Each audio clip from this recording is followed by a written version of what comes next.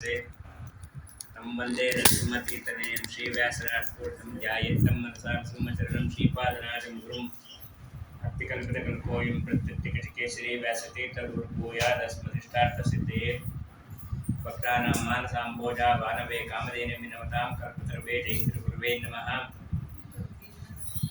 ओम नमो वादिराजाय दीर्घदारिद्र्यघातिने राजभोगप्रदाते च नमोऽस्तु जयदायिने प्रणमत कामधेनुं च भजत्सुरगुणं श्रीभावोदपादा चिन्तामणि उपासमहे पूज्याय राघवेन्द्राय सत्यधर्मरताय च प्रतां कल्पक्षाय नमतां कामधेनवे आसेतो रातुषारात्रेयो दिशो चितवान् मुहो सत्यध्यानगृहो पात्रयतीन्द्रेरपि पूजितः सत्याभिघ्नकराब्दोत्थान पंचाशत वर्षपूजकान् सत्यप्रमोदतीर्थार्य नौमिन्यास सुधारतान् सुधा सेवा समद्भूतं सुविद्वन्मणिराजितं ताम्रपर्णि गुरुन्वन्दे श्रीविद्याबोधकं मम। ओम स्वस्य स्वाचेतां सन्मङ्गलानि भवन्तु। सम्यक् श्लोकैकश्रवणपठनमात्रेण वक्तुश्च श्रोतॄणां निखिलकलितकल्मषापनोदनोत्तरे धर्मार्थकिलार्थसाधने भूते महाभारत तात्पर्य निर्णय आद्य कथा प्रारंभास्तु। हरि ओम हरि ओम हरि ओम। नारायणाय परिपूर्णगुणार्णवाय विश्वोदय स्थितिलयोनित्यप्रदाय ज्ञानप्रदाय वरदाय सरस्वती दुःख सत्कारणाय विताय नमो नमस्ते।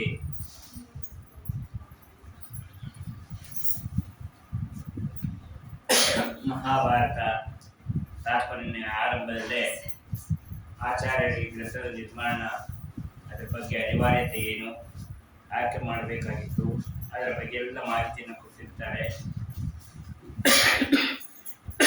ಆಚಾರ್ಯರಿಗೆ ತುಂಬ ಇಷ್ಟವಾದ ಗ್ರಂಥ ಮಹಾಭಾರತ ತಾತ್ಪರ್ಯ. ವೇದವ್ಯಾಸದೇವರು ಅರ್ಪಣೆ ಮಾಡಿದ ಮೇಲೆ ರಚನೆ ಮಾಡಿದಂತಹ ಗ್ರಂಥ. ನೀನು ಮಹಾಭಾರತಕ್ಕೆ ತಾತ್ಪರ್ಯವನ್ನು ಬರಿ ಅಂತ ವೇದವ್ಯಾಸ ದೇವರು ಹೇಳಿದ್ರು. ಆಚಾರ್ಯರು ಎರಡು ದೃಷ್ಟಿಯಿಂದ ತಾತ್ಪರ್ಯ ನಿರ್ಣಯದ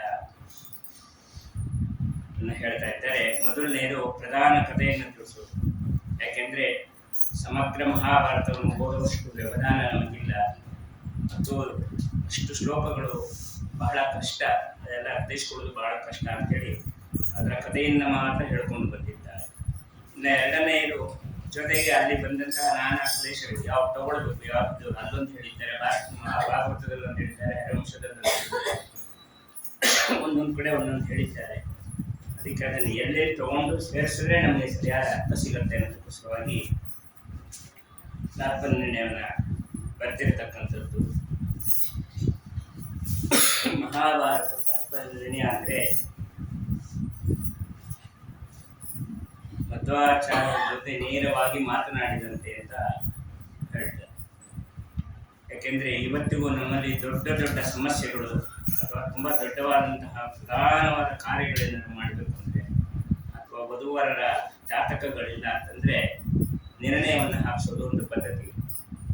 ಆ ನಿರ್ಣಯ ಹಾಕೋದು ಅಂತಂದರೆ ಆಚಾರ್ಯರಿಗೆ ಎಲ್ಲವನ್ನ ತಿಳಿಸಿ ನೀವು ನಮ್ಮ ಸಮಸ್ಯೆಗೆ ಪರಿಹಾರವನ್ನು ಹೇಳಿ ಅಂತ ಕೇಳೋದು. ಹಾಗಾಗಿ ಈ ಮಹಾಭಾರತ ತಾತ್ಪರ್ಯಕ್ಕೆ ಮಂಗಳಾರತಿಯನ್ನು ಮಾಡಿ ಬಂಗಾರದ ಕಡ್ಡಿಯಿಂದ ಆ ಪುಸ್ತಕದ ಮಧ್ಯದಲ್ಲಿ ಆ ಕಡ್ಡಿಯನ್ನು ಚುಚ್ಚಬೇಕು.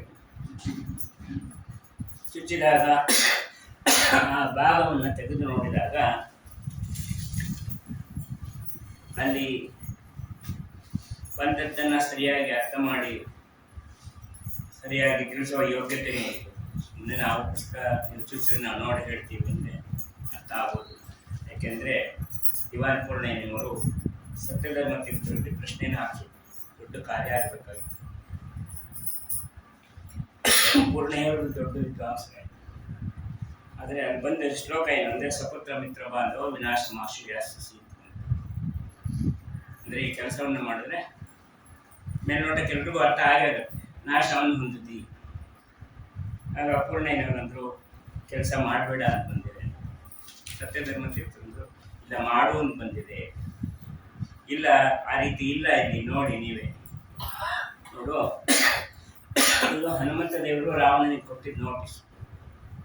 ಏನಂತ ಕೊಟ್ಟು ನಚೇತ್ ಪ್ರದಾ ತ್ವರಂ ರಘುತ್ತಮ ಪ್ರಿಯಂ ತದಾ ಸಪುತ್ರ ಮಿತ್ರ ಬಾಂಧವೋ ವಿನಾಶ ಮಾಶುವ್ಯಾಸಿ. ಒಂದು ವೇಳೆ ರಾಮನಿಗೆ ನೀನು ಸೀತಾದೇವಿಯನ್ನು ಒಪ್ಪಿಸದೇ ಇದ್ದರೆ ನಿನ್ನ ಪುತ್ರ ಮಿತ್ರ ಬಾಂಧವರು ಯಾರ್ಯಾರಿದ್ದಾರೆ ಎಲ್ಲರೂ ನಾಶವನ್ನು ಹೊಂದುತ್ತಾರೆ. ಇದು ಒಂದು. ಅದನ್ನು ನೋಟಿಸ್ ಇನ್ನೊಂದು ಮುಖ ಇರುತ್ತಲ್ಲ, ಈ ಹಳೆ ಕಾಲದ್ದು ವಾಟರ್ ಬಿಲ್ ಲೈಟ್ ಬಿಲ್ ಎಲ್ಲ ಬರ್ತಿತ್ತು, ಅದರಲ್ಲಿ ಬರೋದು 15 ದಿವಸದೊಳಗಾಗಿ ನೀವು ಈ ಹಣವನ್ನು ಕಟ್ಟದೇ ಇದ್ದರೆ ನಾವು ನಿಮ್ಮ ವಿದ್ಯುತ್ ಸರಬರಾಜು ನೀರು ಸರಬರಾಜು ನಿಲ್ಲಿಸ್ತೀವಿ. ಮತ್ತು ಅದ್ರ ಕೆಳಗೆ ಇನ್ನೊಂದು ಸ್ಟಾರ್ ಪುಟ ಹಾಕಿರೋ ಅಲ್ವಾ, ನೀವು ಈಗಾಗಲೇ ಹಣವನ್ನು ಕಟ್ಟಿದ್ರೆ ಉದಾಸೀನ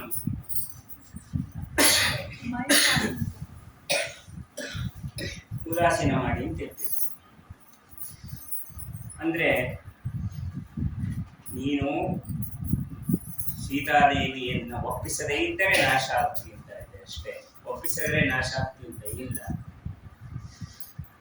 ಅವರಂದ್ರು ಸತ್ಯಧರ್ಮಪುತ್ರರು ಹೇಳಿದಾಗ ವಿನಾಶಮಾಶು ಯಾಸಿಸಿ, ವಿನಾಶವನ್ನ ಆಶು ಬೇಗನೆ ಹೊಂದುತ್ತಿ ಅಂತ. ಅದಕ್ಕೆ ಅಲ್ಲಿ ಸತ್ಯಧರ್ಮಪುತ್ರರು ಬಿಡಿಸಿ ಹೇಳಿದ್ರು, ನೋಡು ಇಲ್ಲಿ ನೀನು ಒಪ್ಪಿಸದೇ ಇದ್ರೆ ನಾಶ ಆಗ್ತಿ ಅಂತ ಹೇಳ್ತಾರೆ. ಆ ರೀತಿ ಇಲ್ಲಿ ಇಲ್ವಲ್ಲ ಈ ಶ್ಲೋಕದಲ್ಲಿ, ಒಪ್ಪಿಸದೇ ಇದ್ರೆ ಅಂತ ಏನಿಲ್ಲ, ನೀನು ನಾಶವನ್ನ ಹೊಂದುತ್ತಿ ಅಂತ ಅಷ್ಟೇ ಹೇಳಿ. ಅದಕ್ಕೆ ಅದನ್ನ ಬಿಡಿಸಿ ಹೇಳ್ತಾನೆ, ವಿನಾಶಂ ಆಶು ಯಾಸ್ಯಸಿ, ವಿನಾಶವನ್ನ ಆಶು ಅಂದ್ರೆ ಬೇಗನೆ ಯಾಸ್ಯಸಿ ಹೊಂದುತ್ತಿ. ಇಲ್ಲಿ ಅದನ್ನ ಬಿಡಿಸಿ ಹೇಳಿದ್ರು, ವಿನಾಶಂ ಅಂತ ಮಾಡಿದ್ರು. ವಿನಾಶಂ ಅನ್ನೋದು ವಿನಾ ಅಂತಂದ್ರೆ ವೀರ್ ಪೂರ್ವಕವಾದ ಪರಮಾತ್ಮ ಅಂತ. ವಿ ಅಂದ್ರೆ ಕನ್ನಡದೇವರಿಗೂ ವಿ ಇರ್ತಾರೆ, ಪರಮಾತ್ಮನಿಗೂ ವಿ ಇರ್ತಾರೆ. ಹಾಗಾಗಿ ವಿನಾ ಅಂತಂದ್ರೆ ತೃತೀಯ ಹೋಗ್ತಿದ್ರು. ಪರಮಾತ್ಮನಿಂದ ಶಂ ಅಂದ್ರೆ ಸುಖ, ಸುಖವನ್ನ ಯಾಸ್ಯಸಿ ಹೊಂದುತ್ತೀಯಾಗಿ. ಹಾಗಾಗಿ ಅಂದ್ರೆ ಏನಂತ ಇಲ್ಲಿ, ನೀನು ಏನು ಕೆಲಸವನ್ನ ಮಾಡ್ತಾ ಇದ್ದೀಯ ಆ ಕೆಲಸವನ್ನ ನಾನೇ ಮಾಡ್ತಾ ಇದ್ದೀನಿ ಅಂತ ಹಂಬೇಡ. ನಿನಗೆ ಹರಿವಾಯುಗಳು ಮಾಡಿಸ್ತಾ ಇದ್ದಾರೆ ಅಂತ ಮಾಡು, ನಿನಗೆ ಎಲ್ಲ ಒಳ್ಳೆಯದಾಗುತ್ತೆ. ಸರಿ, ಹಾಗೆ ಆಗಲಿ ಅಂತ ಮಾಡಿದ್ರು, ಚೆನ್ನಾಗಿ ನೆರವೇರಿತು. ಹಾಗಾಗಿ ಇವತ್ತಿಗೂ ಶ್ರೀಮದ್ ಆಚಾರ್ಯರ ಜೊತೆ ನಾವು ಮಾತಾಡಿ ನಮ್ಮ ಕಷ್ಟವನ್ನೆಲ್ಲ ಹೇಳಿ ಅವರಲ್ಲಿ ನಮ್ಮ ಸಮಸ್ಯೆಗೆ ಪರಿಹಾರ ಹೇಳಿ ಅಂತ ಕೇಳೋದೇ ತಾತ್ಪರ್ಯ ಪ್ರಧಾನವಾದ.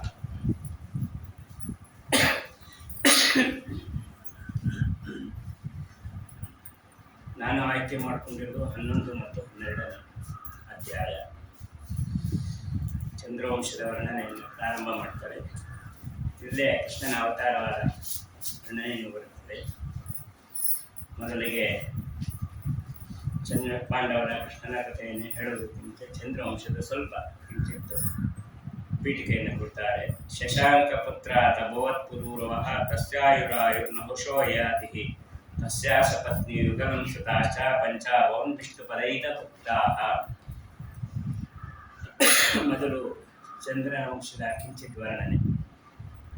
ಚಂದ್ರನ ಮಗ ಬುಧ, ಬುಧನ ಮಗ ಪುರೂರವ, ಪುರೂರವನ ಮಗ ಆಯು, ಆಯುವಿನ ಮಗ ನಹುಷ, ನಹುಷನ ಮಗ ಯಯಾತಿ, ಯಯಾತಿಗೆ 2 ಹೆಂಡತಿಯರು,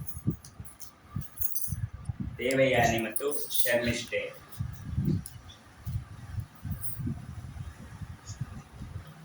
ಈ ದೇವಯಾನಿಯಲ್ಲಿ 2 ಮಕ್ಕಳು, ಯದು ಮತ್ತು ತುರ್ವಸು.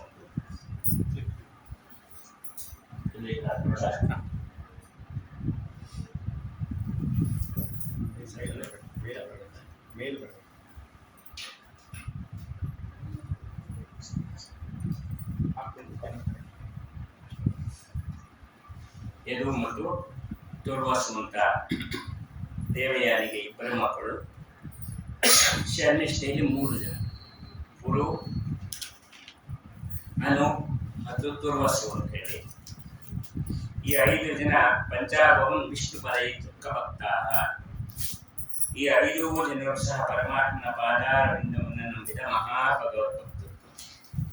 ಶುಕ್ರಾಚಾರ್ಯನ ಮಗಳು ದೇವಯಾನಿ, ವೃಷಪರ್ವಾಧರಾಜನ ಮಗಳು ಶರ್ಮಿಷ್ಠೆ. ಶುಕ್ರಾಚಾರ್ಯರ ಮಗಳನ್ನ ಮದುವೆ ಆಗಿದ್ದಕ್ಕೆ ಹರಿವಂಶ, ಮಹಾಭಾರತ, ಭಾಗವತದಲ್ಲೆಲ್ಲ ಕಥೆಗಳು ಹೇಳಿದೆ. ಯಾಕೆ ಮದುವೆ, ಆಚಾರ್ಯನ ಮಗಳನ್ನ ಕ್ಷತ್ರಿಯ ಯಾಕೆ ಮದುವೆ ಆದ? ಇಲ್ಲಿ ಏನ್ ಹೇಳ್ತಾರೆ ಅಂತಂದ್ರೆ, ಅವಳು ಮದುವೆ ಆಗೋದಕ್ಕೆ ದೇವಯಾನಿ ಬಾವಿಲಿ ಬಿದ್ದಿದ್ದಲ್ಲ, ಶರ್ಮಿಷ್ಠೆನ ಬಾವಿ ದೂಡ್ಬಿಟ್ಟಿದ್ದು ಅಂತ ಹೇಳ್ತಾರೆ. ಅವಳು ದೂಡಿದ್ದು. ಇವರೆಲ್ಲ ಜಲಕ್ರೀಡೆ ಆಡ್ಲಿಕ್ಕೆ ಬಂದಿದ್ದಾರೆ. ಅವರು ಬಂದ ಸಮಯದಲ್ಲಿ ರುದ್ರದೇವರು ಪಾರ್ವತಿ ಸಮೇತರಾಗಿ ಬಂದದ್ದನ್ನ ನೋಡಿ ಮೇಲೆ ಬಂದೆಲ್ಲ ಬಟ್ಟೆ ಹಾಕೊಂಡಿರುತ್ತೆ. ಆಗ ವ್ಯತ್ಯಾಸ ಆಗಿ ದೇವಯಾನಿ ಬಟ್ಟೆಯನ್ನ ಶರ್ಮಿಷ್ಠೆ ಹಾಕೊಂಡಿದ್ದಾಳೆ.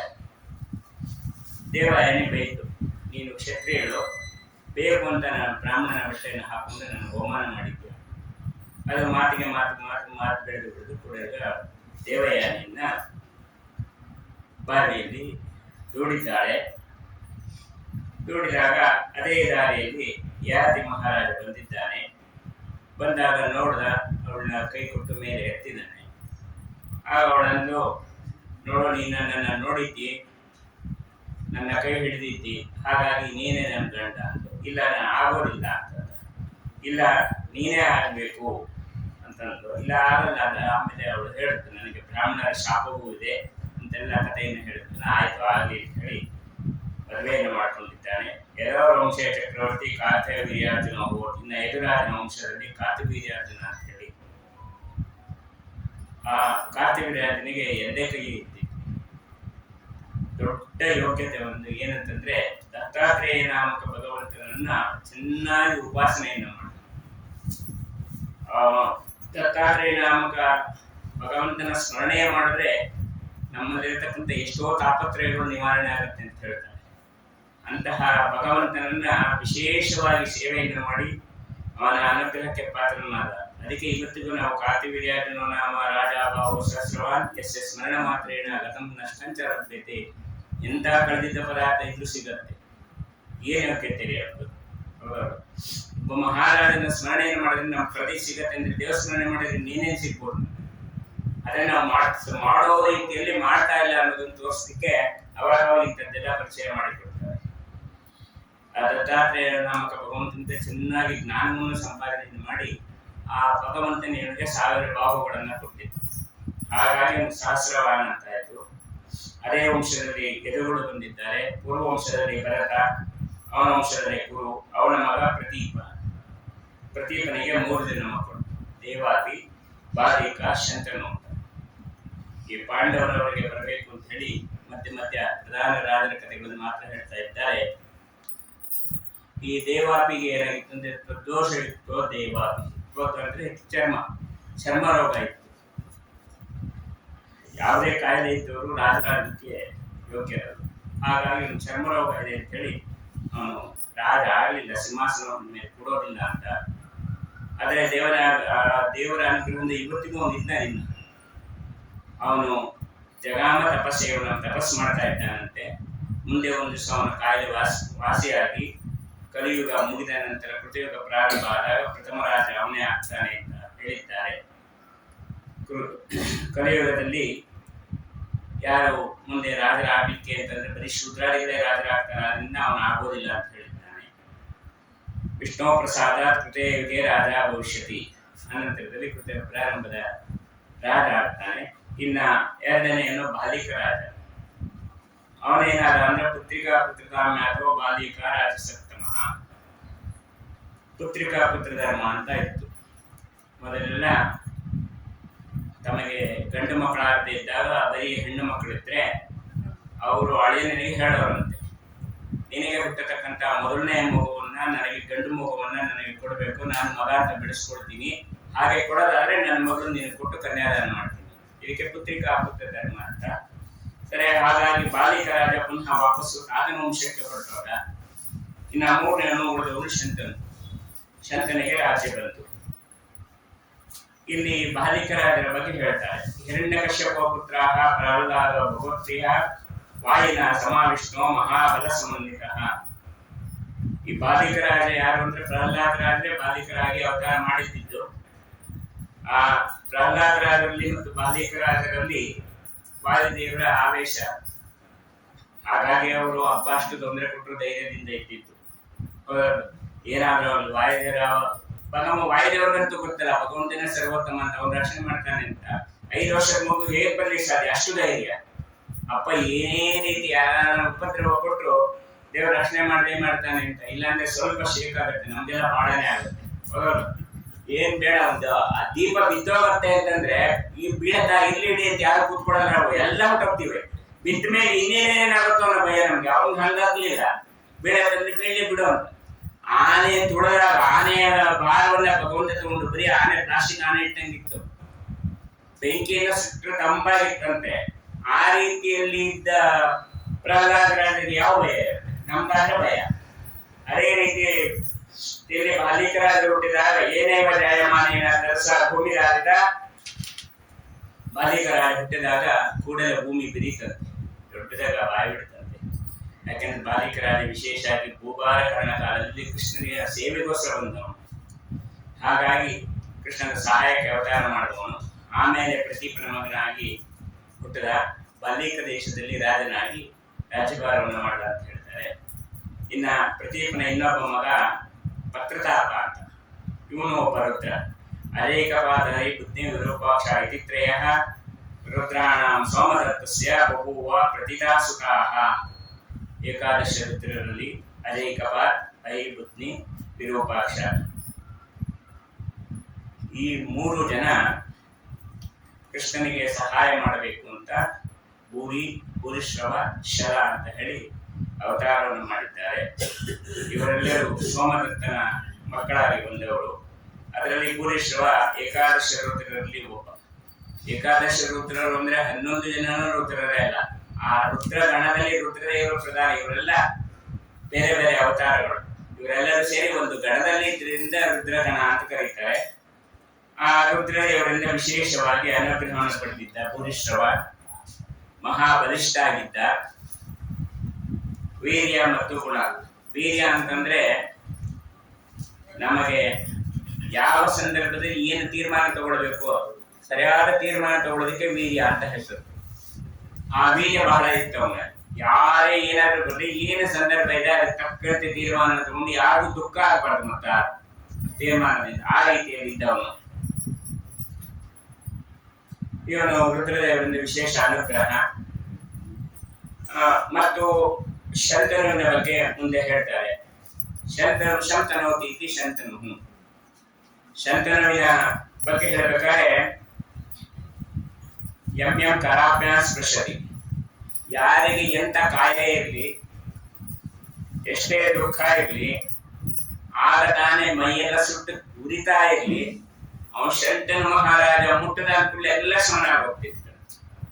ಸಂಪೂರ್ಣ ಶಮನ ಆಗಿ ಸುಖದಿಂದ ಇರ್ತಿದ್ರಂತೆ, ಸಂತೋಷದಿಂದ ಇರ್ತಿದ್ರಂತೆ. ಹಾಗೆ ಇದ್ದ. ಯಾಕಂದ್ರೆ ಶಂತನು ವರ್ಣದೇವರ ಅವತಾರ. ಇವತ್ತು ನಮಗೆ ಏನೋ ಉರಿತಾ ಇದೆ ಅಂತಂದ್ರೆ ಸ್ವಲ್ಪ ನೀರು ಹಾಕಿದ್ರೆ ಹಾಯ್ ಅಂತ ಇದೆ ಅನ್ಸ್ತೀವಲ್ವಾ, ಅಂತ ಇನ್ನು ವರ್ಣದೇವರೇ ಹಾಕೋದ್ಮೇಲೆ ವರ್ಣದೇವರಿಗೂ ಹೋಗೋದ್ ಬೇಡ, ಒಳ್ಳೆ ಪಾಠ ಪ್ರವಚನ ಮಾಡೋರು. ಅವ್ರ ಹತ್ರ ಹೋಗಿ ನಾವೇನೋ ದುಃಖ ಹೇಳಿದಾಗ ಅವನೊಂದಷ್ಟು ಮಂದಾಕ್ಷತೆ ಕೊಟ್ಟರೆ ಎಷ್ಟೋ ಉಪಶಮನ ಆಗತ್ತೆ. ಅಂತದಲ್ಲಿ ಪ್ರತ್ಯಕ್ಷ ವರ್ಣದೇವರು ಇದೆಲ್ಲ ಯಾವ ಮಹಾ ಅಂತ ಹೇಳ್ತಾರೆ.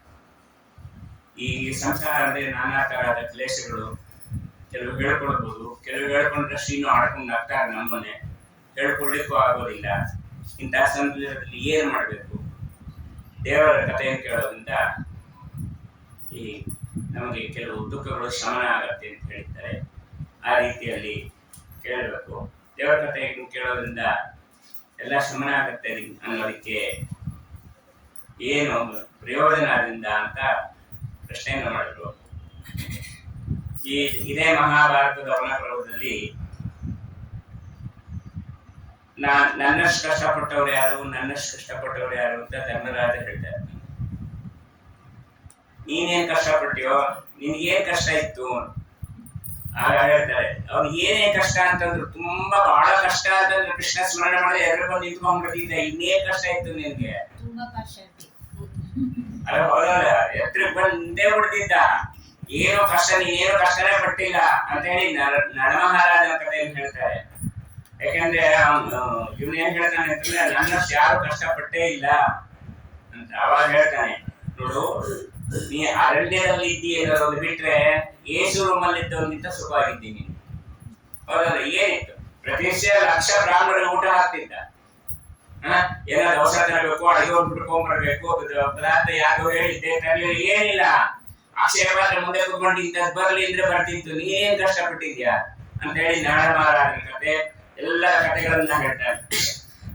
ಎಲ್ಲ ಹೇಳಿ ಅವಾಗ ನಮಗೆ ನಮ್ಮ ದುಃಖವೇ ದೊಡ್ಡದು ಅನಿಸ್ಬಿಡುತ್ತೆ. ಹೊರಗಿನವರ ದುಃಖವನ್ನು ನೋಡಿದಾಗ ನಮ್ಮ ದುಃಖ ಏನೂ ಇಲ್ಲ. ಹಾಗಾಗಿ ಇಲ್ಲಿ ಪ್ರಸ್ತುತ ಶಂತನುನ ಕಥೆ.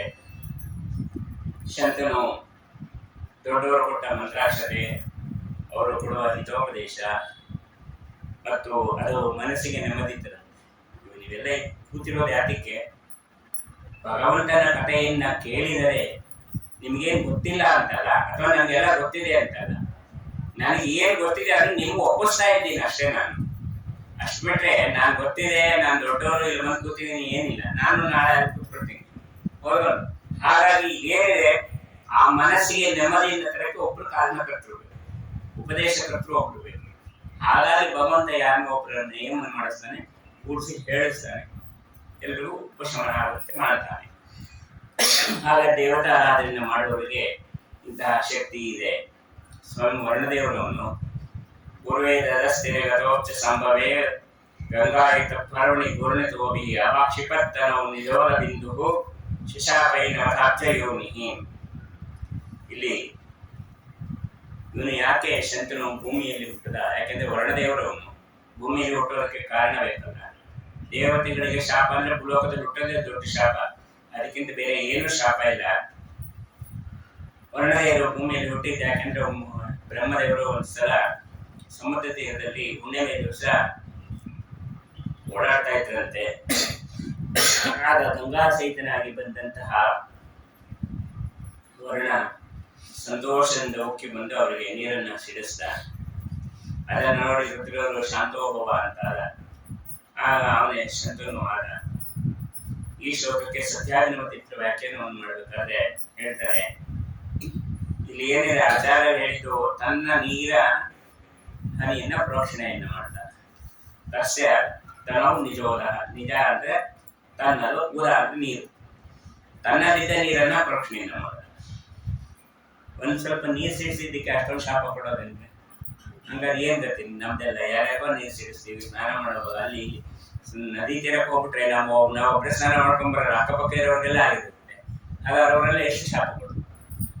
ಅದಕ್ಕೆ ಹೇಳ್ತಾ ಇರ್ತಾರೆ, ತಸ್ಯ ತನೋ ನಿಜೋದ. ನೀರು ಸಿಡಿಸಿ ಯಾವ ನೀರು ಸಿಡಿಸ್ತಿ? ಗಂಗಾ ನೀರು ಸಿಡಿಸ್ಬೋದಾಗಿತ್ತಲ್ವಾ? ಸಮುದ್ರ ಅಂತಂದ್ರೆ ಗಂಗಾ ಜೊತೆಯೇ ಉಪ್ಪು ನೀರು ಇರೋದು, ಗಂಗೆ ಬಿಟ್ಟು ಉಪ್ಪು ನೀರಿಲ್ಲ. ನೀರು ಸಿಹಿ ನೀರು ಸಿಡಿಸ್ಬೇಕಾಗಿತ್ತು, ಉಪ್ಪು ನೀರನ್ನ ಸಿಡಿಸಿದ್ದಕ್ಕೆ ಶಾಪ ಕೊಟ್ರು. ಅಂದ್ರೆ